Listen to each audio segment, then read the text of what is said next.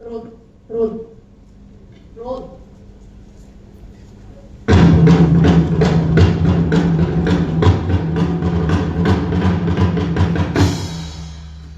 Team B पेश करती है हिंदुस्तानी नाटक बोल क्यों लब खामोश है तेरे।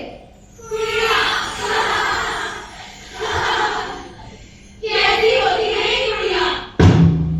कुछ कुड़ियाँ लंबे लंबी बस होती हैं जो आस-पास की सवारी नहीं उठाती। कुछ कुड़ियाँ बेगम अख्तर की गजलें होती हैं जो किसी किसी को पसंद आती हैं। कुछ कुड़ियाँ रंगदार मछलियाँ होती हैं जो मगरमच्छ की हंसी से घबराकर सारी उम्र जागते ही निकाल देती हैं। कुछ कुड़ियाँ तितलियाँ होती हैं जो बचपन के किसी शौक के पीछे सारी उम्र मर्यादे कन्या में कैद होके रह जाती हैं। कुछ कुड़ियाँ चंदन का बूटा होती हैं जो सांपों को भी अपनी छाया में पालने का दम रखती हैं। कुछ कुड़ियाँ ज़मीर होती हैं जो हादसों का हिसाब रखती हैं और अपने ही शरीर की सूली पे लटक जाती हैं। कुछ कुड़ियाँ जज्बे होती हैं जितनी बार भी पढ़ो और भी अच्छी लगती है। ऐसी ही है हमारी जैसी, उसे चाहिए एक सच्चा सुच्चा प्यार करने वाला जीवन साथी। हर लड़की की तरह उसके भी अरमान थे कि परियों के देश से कोई राजकुमार आएगा और उसे सफेद घोड़े पर बिठाकर सात समुंदर पार ले जाएगा।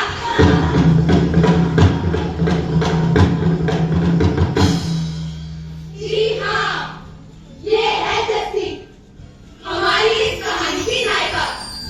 सारा दिन घर में धमा चौकड़ी मचाए रहती है।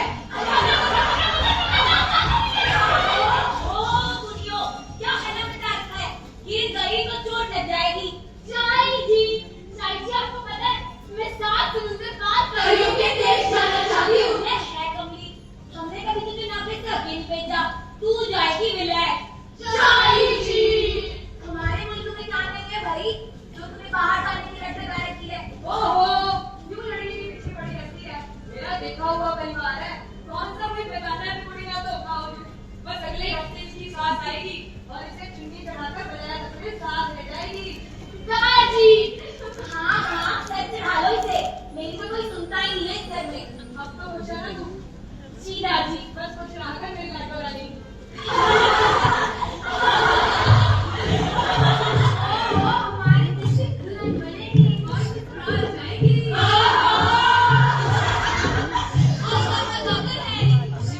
हमें तो भूल ही जाएगी। हमारी खुशी तो हमसे बिछड़ जाएगी। हम तो तोड़ेंगे कन्या।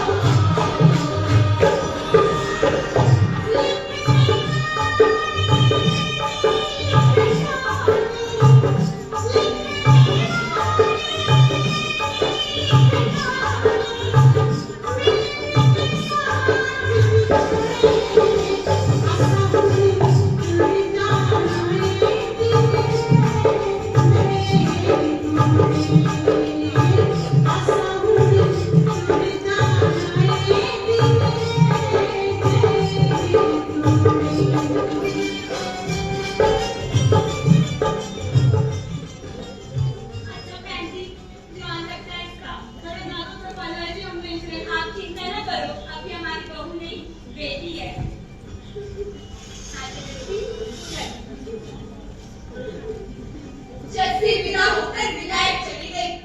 विलायत पहुंचकर हरिंदर एयरपोर्ट पर से लेने नहीं आया। जस्सी को धक्का सा लगा। जस्सी पुत्र, फिर चिंता ना कर, हरिंदर अगले हफ्ते आएगा और मैं ना थोड़ा थक गई हूँ, थोड़ी देर आराम कर लेती हूँ। तू भी जाकर आराम कर ले। जी मम्मी जी। पर जस्सी की आंखों में नींद कहाँ, वो तो बेसब्री से हरिंदर का इंतजार करने लगी। जस्सी ने जब से हरिंदर की तस्वीर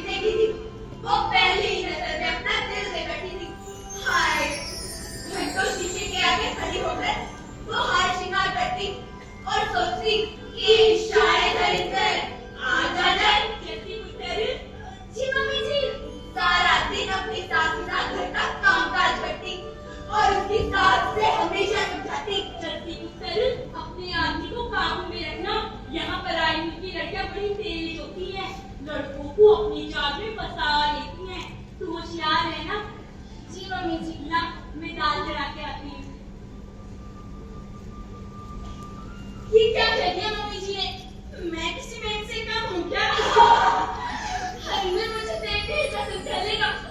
मैं हमेशा के लिए उसकी हो जाऊंगी। हाय जब वो आएगा तो मैं कौन सा सूट पहनूंगी? रुक अभी बताती हूँ। ले सोनी देख ले। ये नहीं ये ना। अच्छा ये वाला। ये बकवास। ये पहनो। हाँ इसमें तो तुम परी लगती है। मुझे भी यही लगता है। ये सूट मुझ में सबसे ज्यादा जचता है। हाँ जस्ती तू तो बड़ी सुंदर लग रही है। और फिर एक दिन हरिंदर आ गया।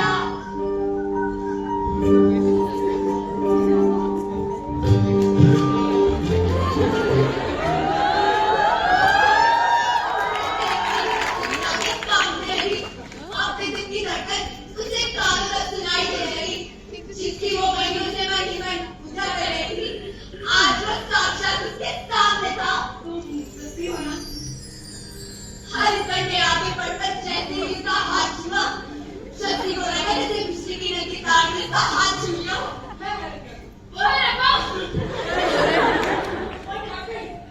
You know, she's shy. मैंने तुम्हें मैसेज Yeah, sure. बता देना शाम को से डिनर डेट पर लेकर जा रहा हूँ। Oh my God! See you later, Harry. Bye. Restaurant please. Harinder bag लेकर अंदर चला गया। जब डिनर से शाम को घूमने के लिए हाँ कर दी और वो दोनों तैयार होकर बाहर आए।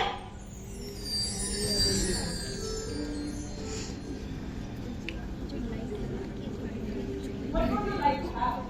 Wine? नहीं, soft drink. One wine and one soft drink. Okay sir. अपने बारे में कुछ बताओ। जी मैं क्या बताऊँ? आप तो सब कुछ जानते ही हैं। पर फिर भी तुम्हें क्या पसंद है क्या ना पसंद है? Sir wine and soft drink. Harinder और जस्सी ड्रिंक का मजा लेते हुए एक दूसरे से बातें करने लगे। अचानक हरिंदर ने हाथ बढ़ाकर जस्सी को डांस के लिए पूछा। Would you like to dance with me? जी मुझे डांस नहीं आता।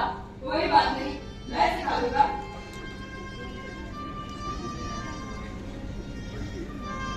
नाचते नाचते हरिंदर का हाथ कब उसके हाथों से उसकी कमर पर आ गया उसे पता ही नहीं चला। वो भली मन सोच रही थी, मैं कितनी खुशनसीब हूँ जो मुझे मेरा मनपसंद जीवन साथी मिला। हरिंदर ने धीरे से जस्सी को अपनी ओर खींचा और जस्सी ने अपना सिर उसके कंधे पर रख लिया। सॉफ्ट ड्रिंक में वाइन होने की वजह से जस्सी को हल्का हल्का सुकून होने लगा। डिनर के बाद वो भूखते हुए किसी पार्क में आ गए। जस्सी शराबियों की तरह हरिंदर के कंधे पर सर रखकर बाहर के बेंच पर बैठ गई। चांदनी रात, प्रीतम का साथ, जस्सी जैसे स्वर्ग में थी। उसका महबूब उसके सामने था और उसकी मंजिल उसकी बाहों में थी। मैं क्या सो रही हूँ? घर नहीं जाना। मेरा मन करता है कि मैं सारी जिंदगी आपके साथ लौट बैठी रहूं और ये रात कभी न बीते। और मम्मी घर पे इंतजार कर रही है। घर तो जाना ही पड़ेगा। चलो चलते हैं। गार्डन से निकलते ही जस्सी हरिंदर के साथ घर वापस आ गई। फिर क्या इरादा है? जी वो मम्मी जी क्या सोचेंगी? मम्मी तो सो रही है। तू अपने दिल की बात बता। जी वो मैं ठीक है, तेरी मर्जी। जस्सी को लगा जैसे हरिंदर नाराज हो गया हो। वो तो उसकी नाराजगी के बारे में सोच भी नहीं सकती थी। उसने सोचा कुछ दिनों में तो हमारी शादी होने ही वाली है, फिर ये झिझक किस बात की? वो भाग कर गई और हरिंदर से निपट गई। मैं तुम्हारी हूँ हैरी, तुम नहीं है जस्सी, मैं तुम्हारी हूँ। तुम यहाँ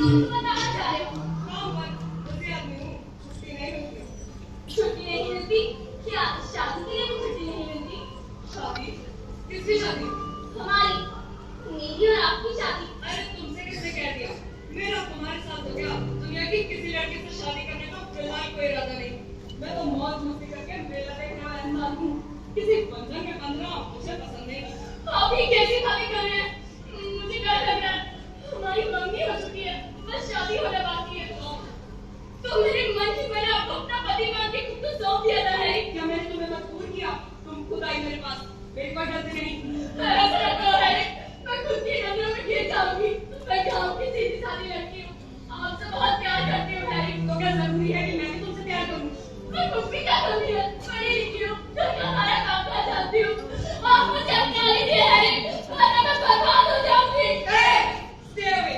तुम इंग्लिश बच्चों की यही प्रॉब्लम है गले ही पड़ जाती हो और सुनो तुम्हारा मेरा कोई मैच नहीं मेरे प्लान लड़कियों की बहुत कॉम्बिनेशन है जिसमें तुम्हारा नंबर सबसे पीछे आता है Harry good night Harry Harry Harry मैं चला गया जल्दी के जीवन में जैसे भूचाल आ गया वो चक्कर खाकर मरी नहीं गई सारे नंबर ने आते फेरी वो भरी दवा में द्रौपदी की तरह भीख मांग रही थी पर कोई कृष्ण उसकी मदद के लिए नहीं आया अब मैं क्या करूं सालो इंडिया वापस भी नहीं जा सकती मेरे घर वालों को क्या मिलेगी वो तो जीते जी मर जाएंगे सारे खानदान का तमाशा बन जाएगा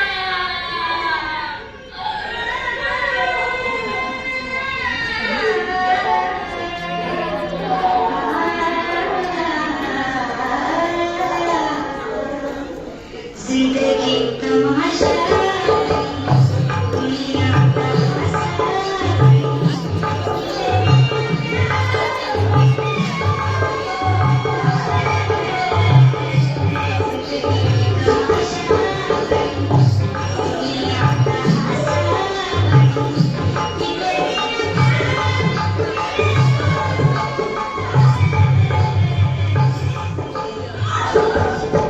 अब मैं क्या करूं कहां जाऊं रानी दीदी को फोन करती हूँ हेलो दीदी दीदी मुझे यहाँ से ले जाओ मैं बहुत मुसीबत में हूँ जैस्मीन दीदी सुनो क्या दीदी मैं बर्बाद हो गई मैंने वाले को अपना सब कुछ सौंप दिया अब वो मुझसे शादी करने से इनकार कर रहा है उसकी इतनी हिम्मत तो मैं अभी नहीं चाहती बात करती हूँ किस मुंह से अपना लड़की को घर में लेकर आए थे जब आपको पता था आपका बेटा ऐसा है देखो क्या हाल चल गया मेरी बहन का हमें माफ कर दीजिए मुझे नहीं पता था कि हनीमून ऐसा करेगा अब जैसे इस घर में एक मिनट नहीं रुकेगी चल जैसी सुनिए मेरी बात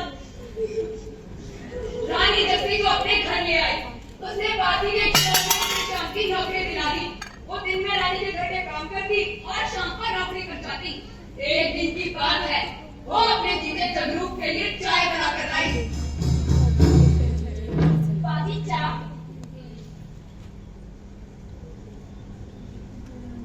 जैसी तो क्या ही मुझे पाजी पाजी करती रहती है और जीत जाऊंगा तेरा कितना खूबसूरत रिश्ता है ना जीजा साड़ी का कितना रोमांटिक ये पाजी तो ऐसे ही बाजार सा शब्द है और जितना उदास भी रहती है क्या करूं जिसके नसीब में यही लिखा हो वो क्या कर सकता है और नसीब को तेरे घड़ी लगती है तू बस जीते लो खुश रह अच्छा लड़का ढूंढूंगा तेरी शादी के लिए आज मैं ऐसी लड़की नहीं हूँ मेरा शादी करने का कोई इरादा नहीं है और लगातार शादी तब तक जीते का साथ ही रह ले तुम दोनों भी लगते हैं आप ही कैसे शादी करें रानी दीदी क्या सोचेंगी और रानी को कौन बताएगा बात तेरे मेरे बीच नहीं है मैं मतलब मेरी जी चलिए चलिए बाजी क्या कर रहे हो तू कौन सा बोल रही है जैसे एक साथ नहीं रहते मेरे सामने बातें कर रहे हो पानी ना करे ना करे रानी बना के रखूंगा तुझे ना पानी बता नहीं करते भाई और मैं देता तुझे अगर तूने मेरी बात नहीं मानी तो तेरा वो हाल समझा ये करना तो क्या तूने मेरे हाथ में कहीं नहीं लगाया जीवन नहीं तू समझी मानी सिर्फ ये सती समझती है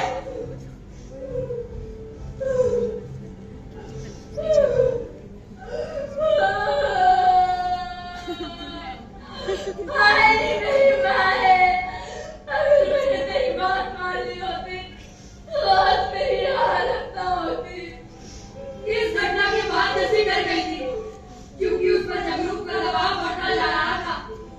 उसे महसूस होने लगा था कि कोई भी घर में भी महफूज नहीं है।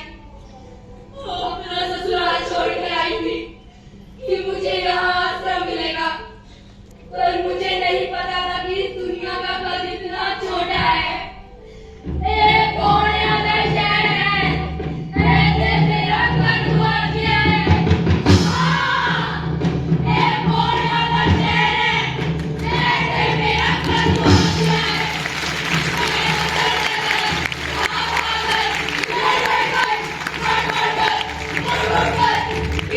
थोड़ा नाव चलती थी मैं तो आग आंखें बंद करके अपने अंदर उतरना चाहती थी मैं तो अभी अंदर उतर के फिर थोड़ा सा ऊपर उठना चाहती थी इन कोनों में उलझन हो गई हूँ इन कोनों को तो यही रहना है पर ये भी संभव नहीं कि मैं अपना घर खोकर इनके साथ रहने लगूं मुझे यहाँ अपना खोया हुआ घर जरूर ढूंढना है और अपनी बात जो मैंने चल चल कर भाग भाग कर लड़ लड़ कर पढ़ पढ़ कर ढूंढ कर की कर समझ कर समझी थी यहाँ की हवाओं से जरूर कहती है चाहे अक्षर अक्षर कहूँ चाहे शब्द शब्द बोलूं पर मुझे यहाँ अपना खोया हुआ घर जरूर ढूंढना है जरूर ढूंढना है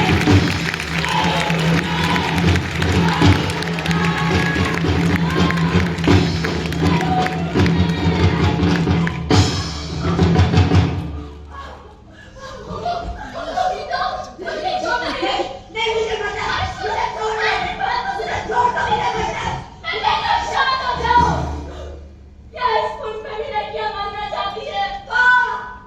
हर मुझ पे लड़कियों का जीना दुश्वार है कैसे बताऊं मैं अपनी कहानी मैं विदाई कहीं आना चाहती थी और मेरे सारे टब्बर को शौक का विदाई करने का वो इतना गिर कि उन्होंने मेरे सगे मामे के साथ मेरा काफी ट्रैप लगा के मुझे विदाई भेज दिया प्रिया मुझे तक अपने के छत के नीचे रहना था मामे ने कहा था कि जैसे प्रिया मिलेगी वो मुझे सजा से आजाद कर देंगे पर प्रिया होते ही उन्होंने मेरी इज्जत को तार तार करने की कोशिश की दो बार माँ माँ कहने से मामा बनकर और मेरे मामा नहीं मैं ये बात किसी से नहीं कह सकती अब तुम ही बताओ मैं क्या करूं नतीजा नहीं रहना चाहती नफरत है मुझे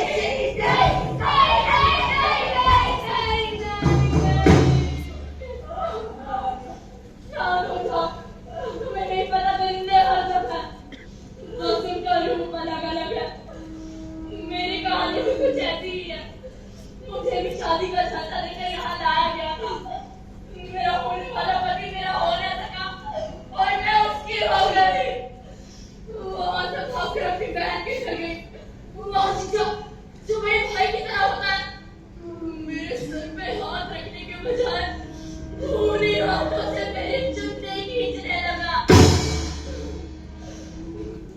आज मैं भी तो राह पे खड़ी हूँ मुझे भी कोई रास्ता नजर नहीं आता लेकिन मैं मरने के बारे में नहीं सोच रही हम दोनों मिलकर जीने का कोई ना कोई रास्ता जरूर ढूंढेंगे अच्छा तुम्हारा नाम क्या है अनिता तुम्हारा जल्दी क्या इन 2 सालों में कोई भी ऐसा रिश्ता नहीं बना जो हमारी मदद कर सके हमारी हाँ क्या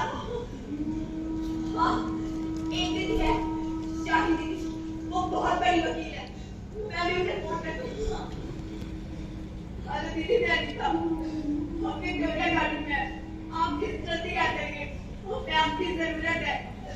हिम्मत रखो, सब ठीक हो जाएगा। अनीता दीदी क्या हुआ? दीदी मैंने अपनी मम्मी के आंखों में शैतान देखा, मैं उस जगह महफूज नहीं, आप मुझे बता दो दीदी, मुझे बता दो। चुप हो जाओ अनीता, चुप हो जाओ। ये कौन है? ये जल्दी है दीदी, इसके होने वाले पति ने इसे छोड़ दिया और इसके जीते से इसके साथ। मैं समझ गई। देखो जैसे घबराओ मत, हम मैं आ गई हूँ ना, हम कोई ना कोई रास्ता जरूर ढूंढ लेंगे। ये पॉलिटिकल असाइलम करने अटेम्प्ट टू रेप का केस है और आप तो जानती हैं, कोर्ट में किस तरह के सवाल पूछे जाते हैं। जानती हूँ, गुजर चुकी हूँ इन सबसे। हिंदुस्तान में मुझसे निकाह करके अपने बीज मेरी कोख में छोड़कर मेरा शौहर यहाँ आ गया और मुझे भूल गया। ना जाने कितने नाजायज रास्तों से होकर जब मैं उस तक पहुंची तो पता है उसने मुझसे क्या कहा? क्या? आ गई तू? बताया ना किसी ने, लेकिन जिन रास्तों से होकर तू आई है ना, वहां से कोई औरत सच्ची वापस नहीं आ सकती। नहीं, ऐसा नहीं है। तू वो नहीं जिससे मेरा निकाह हुआ है। मैं वही हूँ। तू एक गलत औरत है। निकल जाओ मेरे घर से। मैंने अपने हक के लिए बहुत लंबी लड़ाई लड़ी है और इस जंग को अकेले जीता है। अब तुम दोनों बताओ, क्या तुम ये जंग के लिए तैयार हो? हाँ दीदी, हम तैयार हैं। तो चलो अपनी इस जंग का ऐलान करते हैं।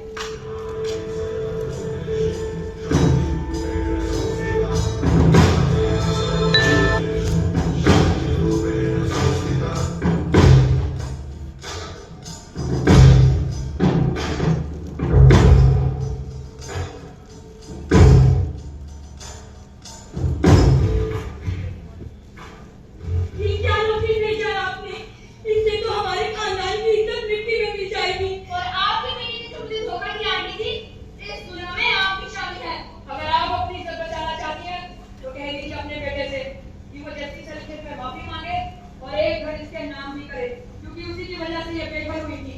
मंजूर है? ठीक है, आप जैसा कहेंगी मैं वैसा करूंगी, पर ये बात बाहर नहीं जानी चाहिए। ठीक है, हम आपकी इज्जत बचाने की पूरी कोशिश करेंगे। जी, धन्यवाद। दीदी हम अपनी पहली जंग जीत गए।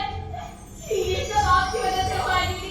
नहीं रसी, मैंने तो बस अपना काम किया है। मैंने भी अपना काम कर दिया दीदी। क्या हुआ अनीता? मैंने प्लान के मुताबिक मामा को अपनी बातों में फंसाकर उनका बयान रिकॉर्ड कर लिया और पुलिस में दे दिया। पुलिस ने उन्हें धोखाधड़ी और अटेम्प्ट टू रेप के केस में अरेस्ट कर लिया है। क्या सच में? हाँ दीदी, ऐसे तरीकों को खुला नहीं छोड़ना चाहिए। वाह अनीता, क्या बात है। शाबाश मेरी शहरियों, ये हुई ना हिम्मत की बात।